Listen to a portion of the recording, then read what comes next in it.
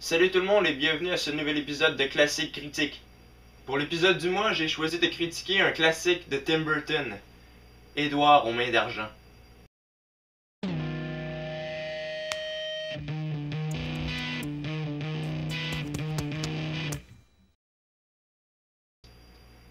Un vieil inventeur qui vit dans un château sur une colline a réussi à créer un homme qu'il nomme Édouard.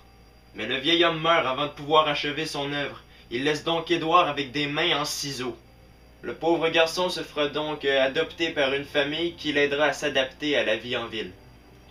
Édouard se fait rapidement des amis et est aimé de tous jusqu'à ce qu'un incident le rende coupable d'un délit qu'il n'a pas commis. L'histoire géniale est écrite par Caroline Thompson, une romancière américaine.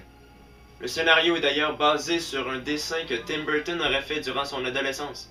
C'est une histoire décrite comme une fable dans le film. Elle mélange la comédie avec le drame.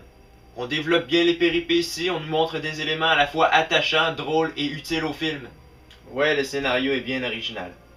Édouard aux mains d'argent est un film réalisé par Tim Burton, un réalisateur hors pair qui a son genre à lui et que personne ne peut imiter.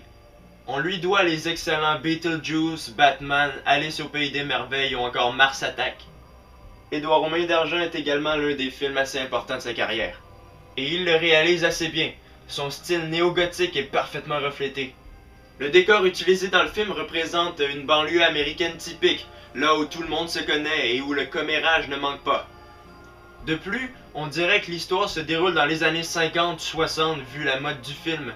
Coupe de cheveux, voiture, habillement, etc.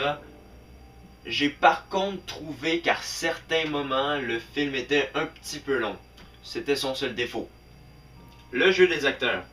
6 ans après avoir joué dans Les Griffes de la Nuit de Wes Craven, Johnny Depp endosse un rôle qui va lancer sa carrière, celui d'Édouard.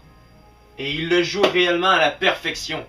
Autant son personnage de Jack Sparrow était arrogant et comique, autant celui d'Édouard est un garçon timide et renfermé sur lui-même. Johnny Depp parvient à interpréter n'importe quel rôle, c'est un grand acteur. Et le fameux Vincent Price interprète ici le rôle de l'inventeur. Et il l'interprète très bien malgré son Parkinson. Price était déjà très malade durant le tournage du film et ça paraissait. Il est d'ailleurs décédé 3 ans plus tard d'un cancer des poumons. Effets spéciaux et costumes. Les costumes sont vraiment incroyables. Il fallait s'y attendre avec un film de Tim Burton. I knew it was Jim's house. You did? Yes. Well, then why'd you do it? Because you asked me to. Bref, Édouard aux mains d'argent est vraiment un très bon film. L'histoire fabuleuse est excellente, la réalisation fantastique de Tim Burton y colle parfaitement, les acteurs performent vraiment très bien et les costumes sont vraiment exceptionnels.